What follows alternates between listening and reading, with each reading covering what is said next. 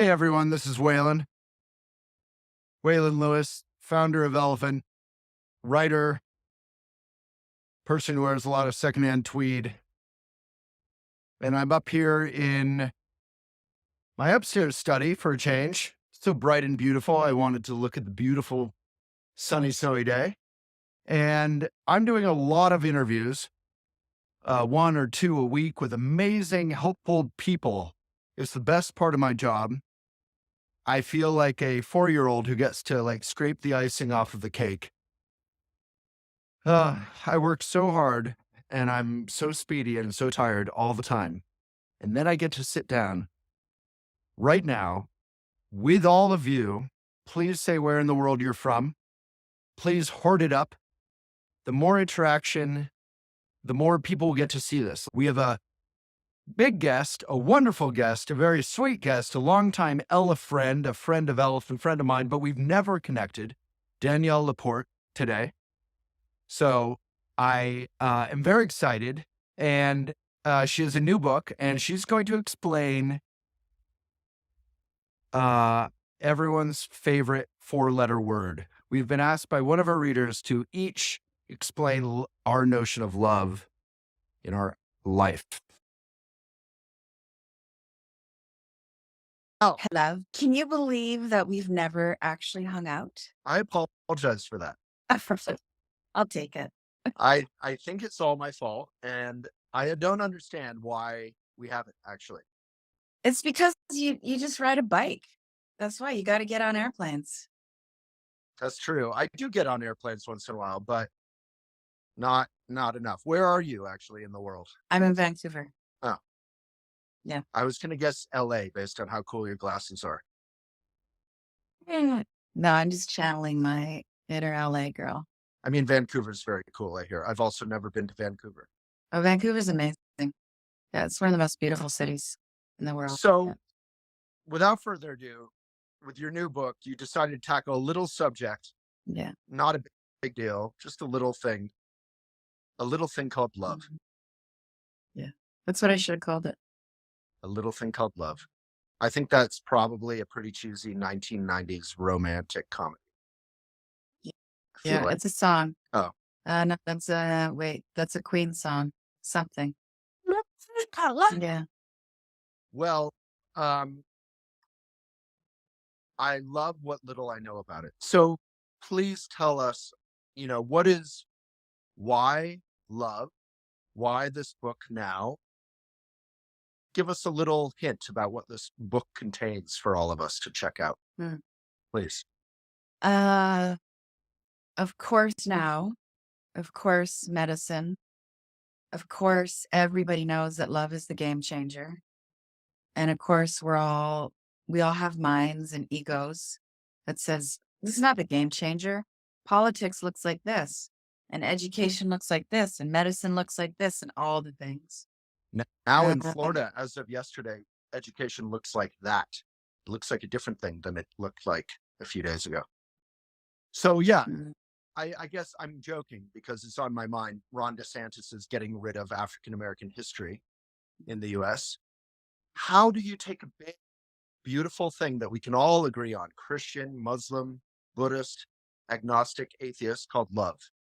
mhm. Crazy little thing called love, someone said in the comments. I think that was the movie.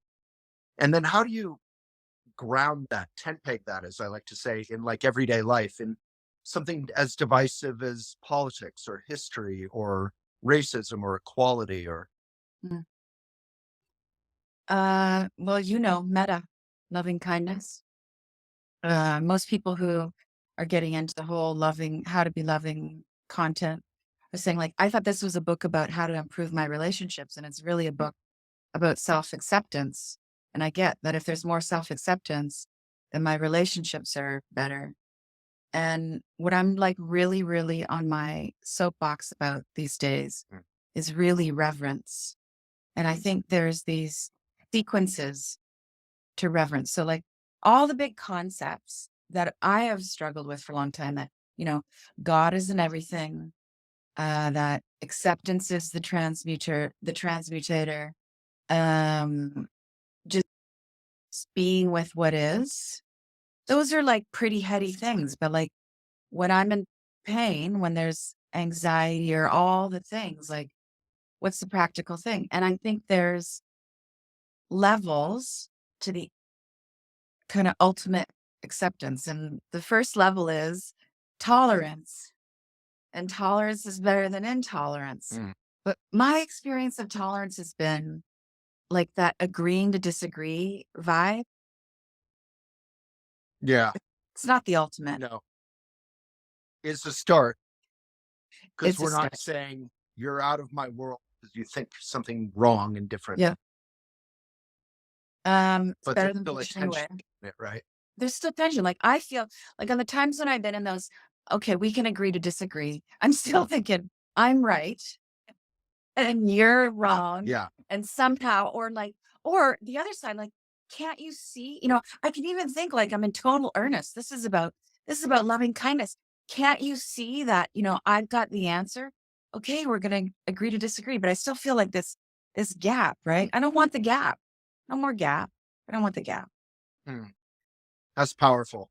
It reminds me of stories of like, you know, this is a little bit of a cliche, but the stern father who comes to terms with his gay son or daughter and they love each other. They just come into that love together. Even though Mhm, there's differences, they love each other just fundamentally. mhm. And there's no tension there anymore once they There's get to no that. tension. Okay. That fundamental love is acceptance. I think that's the Right. next loop on the spiral, which is, basic acceptance. I'm embracing what I've been rejecting. You become so much more spacious. It's like it's happening. And you know what? Maybe there's like a 1.5 in here instead of I'm embracing what I've been accepting is like, I'm not going to push away what I've been pushing away anymore. I'm just going to be with it. So powerful.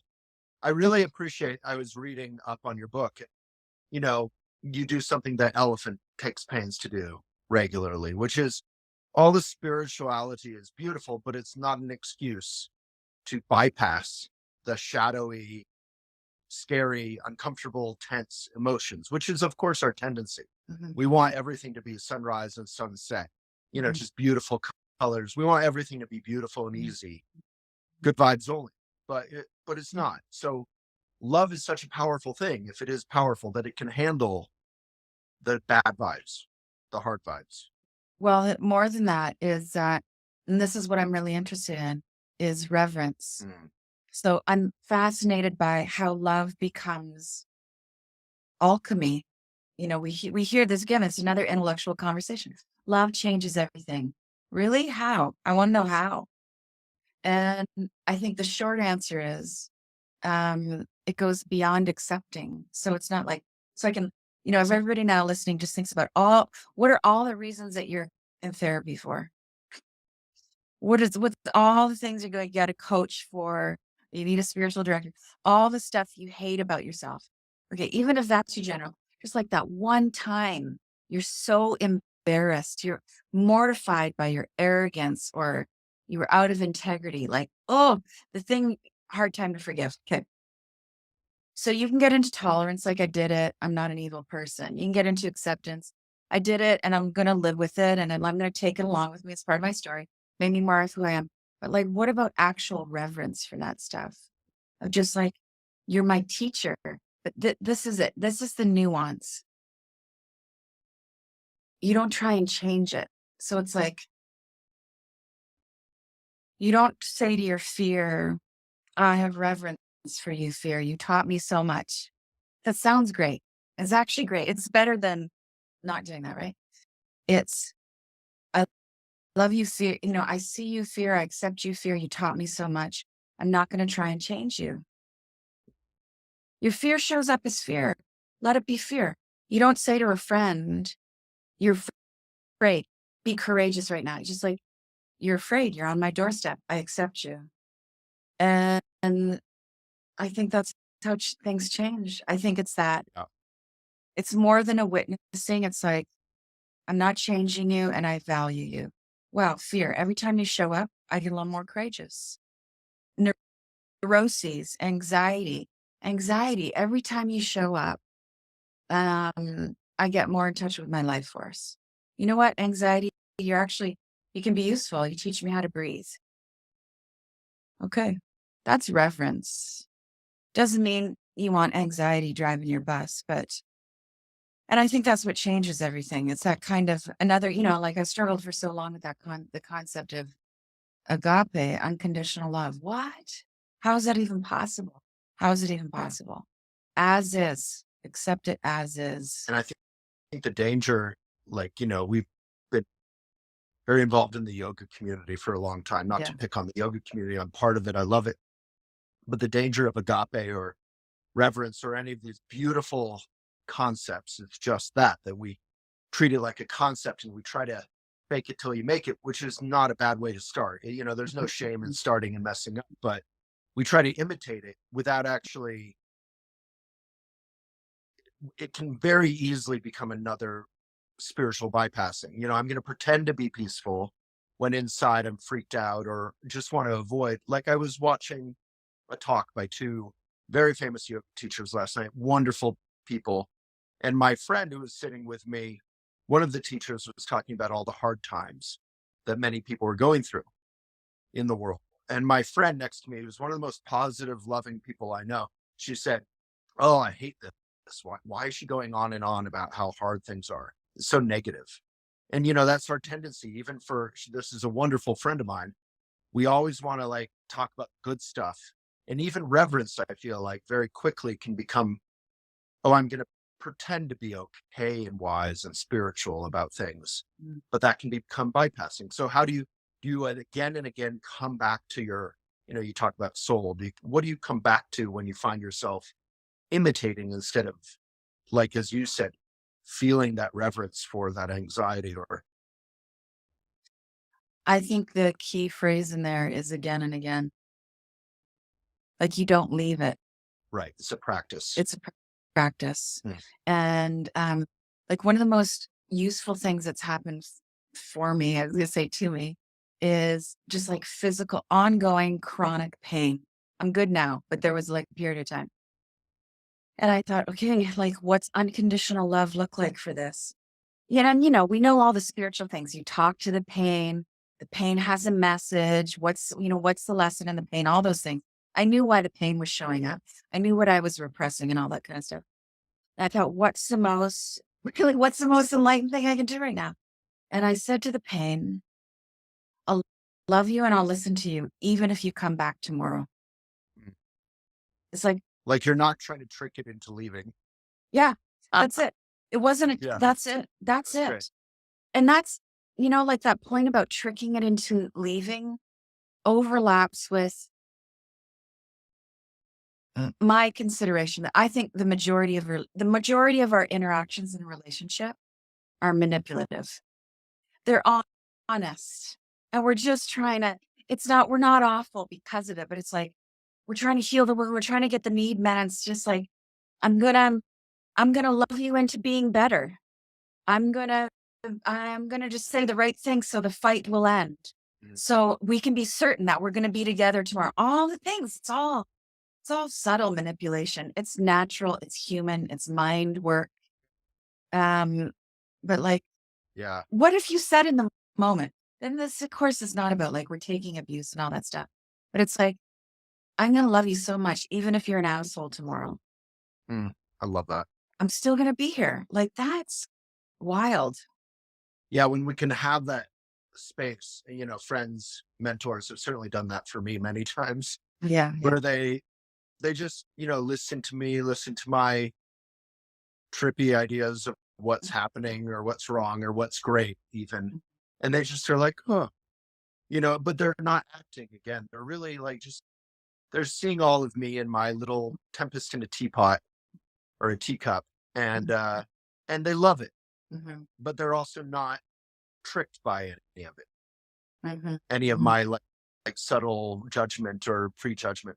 Well, they're not flattering you. Right. That's one They're- thing. I find like wise people don't move into that flattering of like, oh, Yeah. right idea, good idea. Why don't you pursue that Yeah. idea? So you can think I'm encouraging you Yeah. and you like me more. Yeah. Yeah. All my life, no one's really, people don't tend to flatter me. People tend to tell me to shut or be quiet. I when I was a kid, I read Marianne Williamson's quote about, don't hide your light under a bushel, be bold and Yeah. brave and awkward and Yeah. dorky. And it changed my life because all my life people had told me to shut up or be quiet because I was a dorky, insecure, loud, joyful Mhm. kid. Mhm. So people don't want to encourage this. I mean, let's face it. What would it look like though if it was reverence? If you were, What's that? what would it be like? What would it be like to be met like with reverence? Like just like you're just, you're quirky, Waylon, doing it. I mean, I think the most powerful moments in my life, I grew up in the Buddhist community, so I had all these Yeah. Buddhist mentors. And the most powerful moments were, I think, that reverence. I think I'm connecting that with that space where a teacher they wouldn't flatter me at all. They wouldn't condemn me at all, which is more what I got usually. Mhm.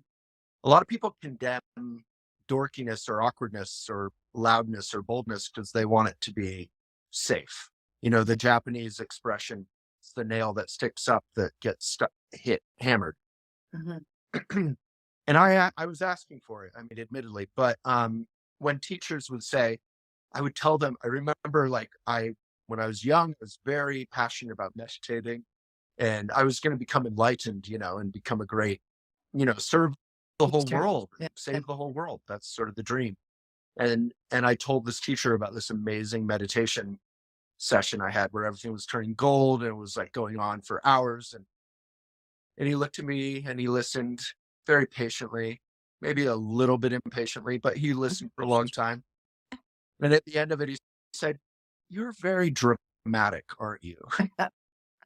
Oh, But it oh, wasn't mean. And it was so deflating of my ego or my excitement, but it wasn't me. He rode that edge of like, let's put a little pin in the balloon.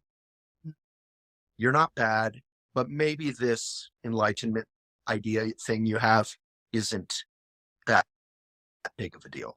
You can relax, basically. so where are you at now? Are you still, do you have enlightenment aspirations? No, I think not for a long time. I think, my whole ambition is to be sane, is to be present, is to be kind. I meditate. I'm very much on the Buddhist path. I love it. I'm so grateful to it. Um, and yeah, I meditate a couple times a day, right on my bed over here. And when I wake up and when I go to bed. But I just, I'm sure Pema children. I grew up in that community, and my whole goal really is uh, to be a benefit, and it's pretty urgent goal. I was with Deborah Silverman yesterday. Do you know her, the astrologer? And she was like, "You put a lot of pressure on yourself around that stuff," and I was like, "Yeah, like climate change, you know, like peace on Earth, seeing what's happening in various wars around the world right now." These things matter. I'm vegan. I really, the love we have for our one dog in our home, could we could times that love, speak about love, times billions of animals that are getting tortured and murdered every year. So yeah, I feel a sense of urgency, but I also am not under the impression that I can save the whole world. I'm just trying to do as much as I can and have a good time along the way. And then I'll be tired and I'll just watch baseball games and yell at my grandkids to get out of the way. I want to watch the game. I'll retire. Mhm, mhm. But yeah, as Eleanor Roosevelt said, service is joy. When she discovered service, she left behind her depression and her self judgment. You talked about metta. She discovered metta through, using her privilege to benefit others. Yeah, I think everything we crave is on the other side of service. Mm, Yeah. I agree. I think, there's this Buddhist quote that says, if you want to, you have to listen to it carefully. People always love to reject this quote. If you want to be happy, think first of others. Not only, you're still thinking about yourself, you're still taking care of yourself, but you think first of others. If you want to be unhappy, think only of yourself. So Mm. we do want to take care of ourselves. We do need the oxygen bag in the airplane, take care of yourself first. But you want to your intention is service, and that can include yourself. And we think selfishness is somehow going to lead to happiness, but Mhm. it never does. This is why I love the Metta Bhavana prayer, which really healed Metta Bhavana healed a lot of like a Catholic hangover for me Mm. because, the Catholic way of praying, like you're always petitioning for something. This is a bit beggy. And then I had like the whole punishment reward kind of paradigm happening. And then Metta Bhavana, which is like this practice we do with our heart-centered facilitators. And it's like, oh, I actually get to pray for the very best for me. Oh, and then I get to pray for the very best for a specific person or a group of people, whether I love them or not right now, and then everybody's in. It's just like Metta Bhavana is like the most thorough, Yeah. simple. Yeah. And I've been collecting like more and more stories around the history of the Metta Bhavana prayer, and I love it. It is good stuff. And you mentioned it briefly in there, but you practice it not just for your family or your lover or your spouse or your dog, your cute dog or your grandma, but you practice it for the baristas or the service workers who you may ignore somewhat, the people who are sort of, in the peripheral vision of your life. And you practice it for the people who drive you crazy, you know, and you practice it for which could also be your spouse or your lover, Mhm. or your mom or whatever. You practice it for everyone. It's such good stuff. Everybody's I love in. Everybody. everyone's in.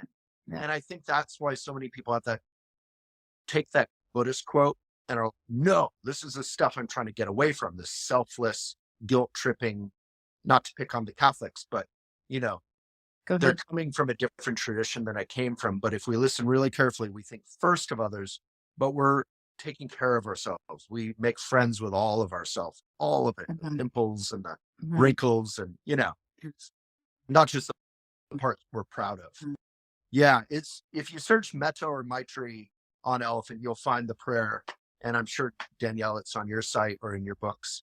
Yeah, or we can do it to wrap up. Yeah. Yeah, we can do it to wrap up. Look at you. Yeah, let's do that. Um, so tell me a little bit more about your book, if you would. Do you have your book? Can you We show? just cut out. Oh, yes, I have.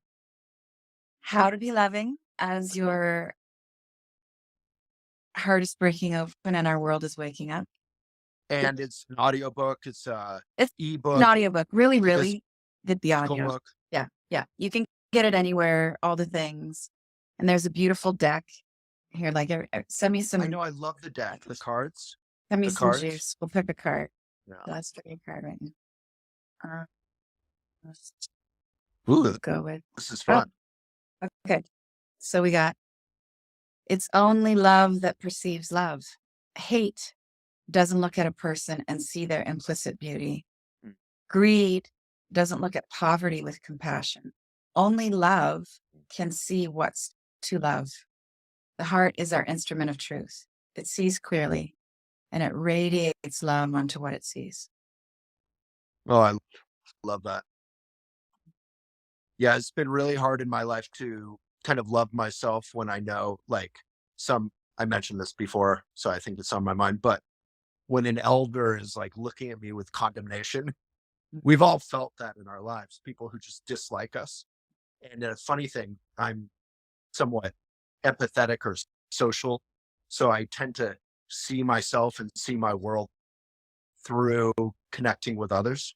So Mhm. when someone is looking at me who I know doesn't like me, I start like looking at myself and seeing all the unlikable things, and Mhm. metta is sort of a wholesome shield against that. It returns us to making friends with ourselves, even the parts they may not like, and we can find the love in them. Mhm. It's bitter. It's bitter. It's like that's the it's just bitter medicine. It's hard. Yeah. I mean, you make it sound great, but it's really hard. What, Maitri or metta? Yeah, for all the big themes of like feeling rejected or self-hatred or pouring kindness on those things. It sounds easy, but it goes back to, a really intense phrase you use, which is again and again and again.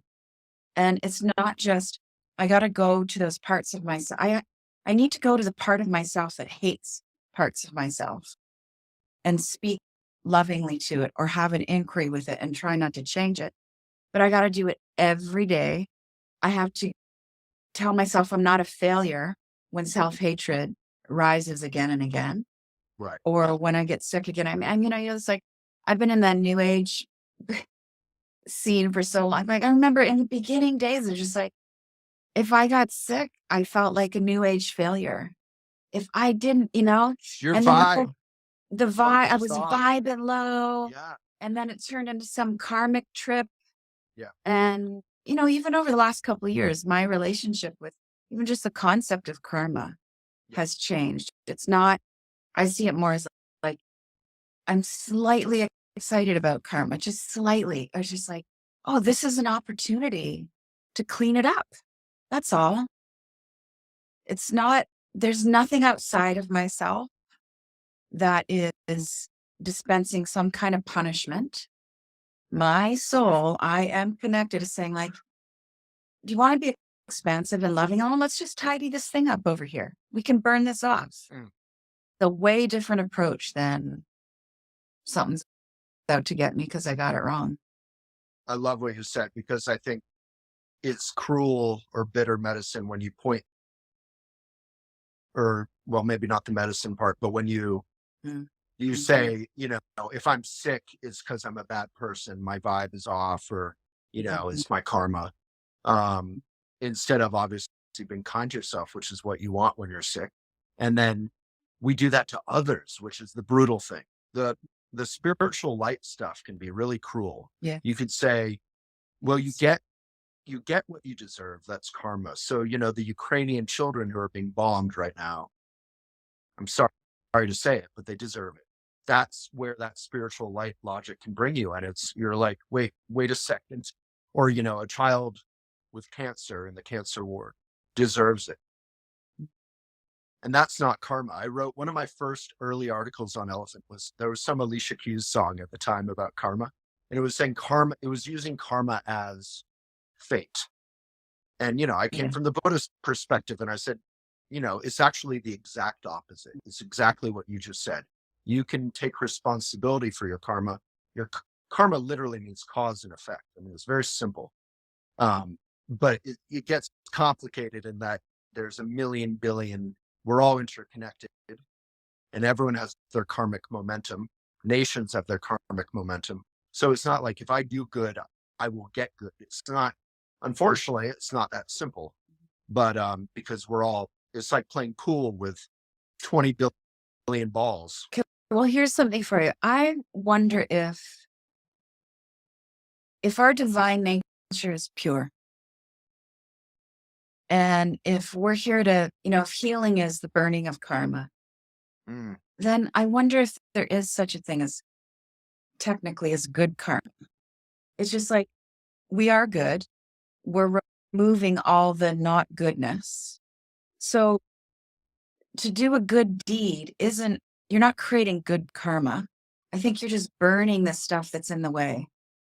I think you have a very profound view of it. I think in Buddhism, they actually say that. They say the beginning part of the path is the letting go of bad or mean habitual patterns, and or karma, and the building up, the accumulation of merit or of good karma. Actually, it is important to do good things Yeah. for yourself, for others. But ultimately, the fruitional thing is exactly what you said. They say at a certain point, good and bad are sort of binary constructs, and you need to let go of all of that. And if your basic nature is pure, as you say, or Buddha nature, is good or kind on fundamental level, you can actually let go of trying to accumulate or get rid of, and just act from your heart, love, coming back to your book. And then you actually kind of exist in this, it's a little bit like the end of the Matrix, where like everything starts being like, wow, you're just present in deep presence. Where are you at on your Buddhist path now? Like, Are you so Buddhist, there's nothing left to attain? Are there other vows that you want to take? Like, where are you in your devotion? Well, one of the highest tiers in Buddhism is interesting. It's not a super like you don't get your PhD and then progress to be like a professor and then you progress to be tenured. You know, is you kind of can actually in the schools, but the point there, the term bodhisattva, the kind of highest goal is to give up your own ambition for your path and just come back again and again to service. Uh, Mm. a little bit, I keep mentioning random analogies, but like the end of Schindler's List, Oh, when Oscar Schindler is crying on the train one tracks, more, I could have saved one with more. this pin, I could have saved one more life. And that's the whole point of the Bodhisattva path. So I think honestly, my Buddhist path for many years, since I started Elephant 20 years ago, I'm treading water. I'm meditating, I'm reading, I have a great Buddhist community, but I'm not that ambitious about, I really grew up steeped in it, doing a lot of programs, doing meditation retreat, study retreat, and that without that, I couldn't be where I am in terms of the maintenance, the treading water. But my real goal is to wake all of us up to climate change if we care about our next generations. To climate change may sound theoretical and intimidating, but just to be in harmony and to be kind in our daily lives with our earth, with animals, with each other. And, in terms of activism, just basic equal rights would be great. Democratic freedoms, the right to vote your own future safely and securely. So that's my Bodhisattva path.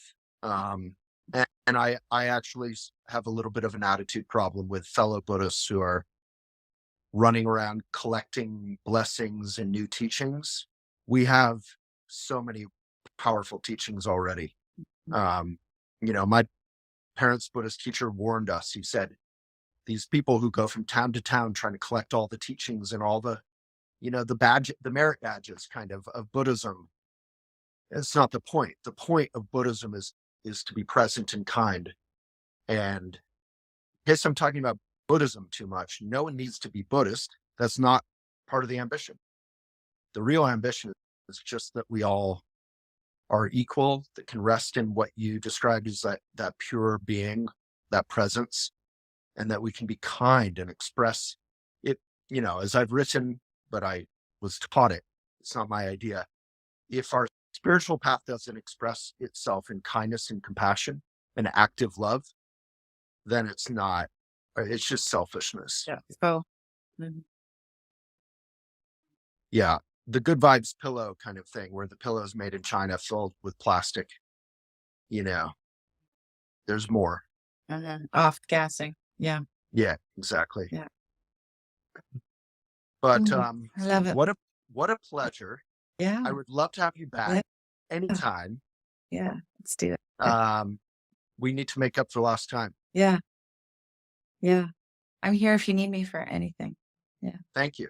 I'll take you up on that to the point where you'll be like, I'll be in your kitchen, like making a sandwich, being like, "Oh, you're out of peanut butter." You're like, "When I said I'm," I don't do you're peanut like, butter anymore. Yeah, Can I read something to close? please. I will do a little metta bhavana. Okay. All right. How to be loving. This is the last page. I thought this would be lovely for elephant people. Please continue to heal. Keep giving your most tender self the love that it's requesting every day. Loving kindness is the healing methodology that we're all looking for. And if you're inclined, include all sentient beings in your vision for happiness and health, and then back it up with some action. Point your requests for higher guidance to the highest sources, to your soul, and to the source that holds your soul. And if we give up our attachments to timing, then we can trust the inevitability of our healing, the inevitability of our healing. And if we stop judging what we have made of ourselves, we'll make better lives with more love. Hopelessness feeds the purveyors of division and doom. Don't go there. Faith is fueled by community, Look into the eyes of the person or the animal next to you with the intention to see their light, and you will find it. You will find it everywhere. And then let's just stick together and hold hands every step of the way. Sure. Beautiful. Truly. Mm.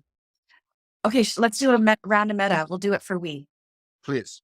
We'll do the we. So just like the setup for Metta Bhavana is, normally you would do the refrain, may I, and then you would choose to focus on someone. You're in harmony and disharmony, dead, alive, may you. But we're going to do the final stanza, which is may we. May we be happy. May we be healthy.